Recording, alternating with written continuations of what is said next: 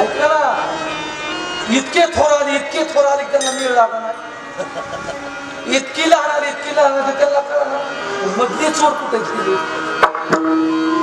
ऐकलं तर कोबऱ्यांचं लोक छान ऐकतात. पथ्य नाम विठोबाचे अनेक वाचे नसेवी. बस माझ्या पांडुरंग परमात्म्याचं चिंतन करायचं, बस कुठल्याच देवाचं चिंतन करायचं नाही. म्हणजे मला असं का हो, का असं बलिया माझा पंढरीला तो या देवाचा, सर्व देवांचा अधिपती असणारा माझा पांडुरंग परमात्मा, त्याचं चिंतन करायचं. बस कुठल्याच देवाचं चिंतन करायचं नाही. जरा थोडं उलगड करून सांग का, कुठल्याच देवाचं चिंतन करायचं नाही म्हणण्यापेक्षा स्पष्ट सांगतो चिंतन कोणाचं करायचं नाही. सेंदरे हेंदरे दैवत कोण पूजिती घेते. ज्या देवांना सिंदूर लावलाय ना त्या देवांची पूजा करायची, त्या देवांना परमार्थामध्ये स्थान. ती देव वारकरी संप्रदाय मोडत बस विषय कट. मग काही लोकांना प्रश्न केला, महाराज सिंदूर लावलेल्या देवाला पूजायचं नाही, त्याच्याशिवाय तू लोक बाहुड्या चढत नाही तर अहो हनुमंतरायांना सिंदूर आहे ना, मग हनुमंतराच्या मंदिरात जायचं नाही का? म्हणजे जायचं ना, मग तिकडे का जायचं? एक सांगू का, पहिला प्रश्न, ज्या देवाला सिंदूर लावलाय तिकडे जायचं नाही, ज्या देवाला सिंदूर आपण लावलाय तिकडे जायचं नाही. मग हनुमंतराच्या बाबतीत असं घडलं. ऐका, ज्यावेळेस रामराव युद्ध संपलं गेलं, रामराव युद्ध संपलं घेतलं आणि प्रभू प्रत्येकाला बक्षीस देत होते, पण हनुमंतराला बक्षीस काय द्यावं काय द्यावं, हनुमंतरा गपकीने पुढे आले. काय द्यावं काय द्यावे त्याची फाळी उतर आले, ठेविता हा पाहिजे जीव थोडा, असं मनामध्ये शंका आली. तेवढ्यात हनुमंतरायांनी प्रभूला प्रश्न विचारला, प्रभू सांगा ना तुम्हाला सर्वात जास्त प्राणप्रिय कोण आहे? त्यावेळेस प्रभू म्हणतात, सर्वात जास्त मला प्राणप्रिय मला माझी बायको आहे.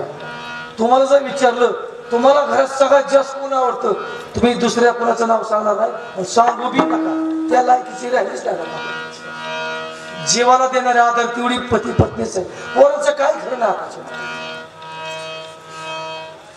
जास्त मुलाकडे कळत नाही आणि ह्याला आपला अर्धा सुखी घालू आपण.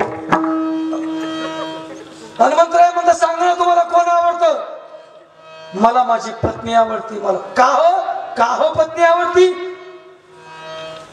अरे रामे सीता भेटविल ऐसा मारुती उपकारी, सासे कोश लंकेमध्ये गेलो, शिपूट पिटली माझी, जळून तोंड घेतलं माझं, एवढं तुमच्या कसे पराकाष्ठा काढली आणि शिवाय बायकोचं नाव काढतात देवाने म्हणून आपण तर काय विषय नाही. हो मला माझी पत्नी आवडती. का पत्नी आवडती सांगा ना, का पत्नी आवडती? कारण ती माझ्या नावाचा सिंदुराचा टिपका लावते म्हणून मला माझी पत्नी आवडते. हनुमंतरायांना राग आला, हनुमंतरायांनी सभात्याग केला, आपल्या महालामध्ये गेले आणि पूर्ण अंगाला सिंदूर लावला आणि प्रभू रामरायांच्या समोर आले. सांगा प्रभू सांगा ना आता तुम्हाला कोण आवडतं? प्रभू म्हणतात मला तू आवडतो. विठाला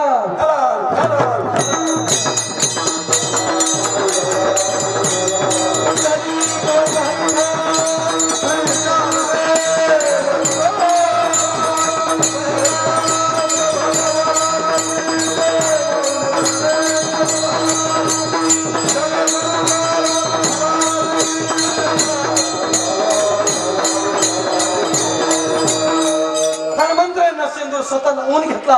त्यांना या परमार्थामध्ये मान्यता आहे. त्यांच्याशिवाय कथा कीर्तन पार पडत. ज्या ज्या ठिकाणी कथा असते ना त्या ठिकाणी हनुमंतराय असतातच. कर ठेवितो कथे काळी आपण असावे जवळी. हनुमंतराय नेहमी कथा चालू असताना, कीर्तन चालू असताना, भजन चालू असताना, नामस्मरणामध्ये नेहमी तिथं ते ध्वजाच्या रूपाने असतात.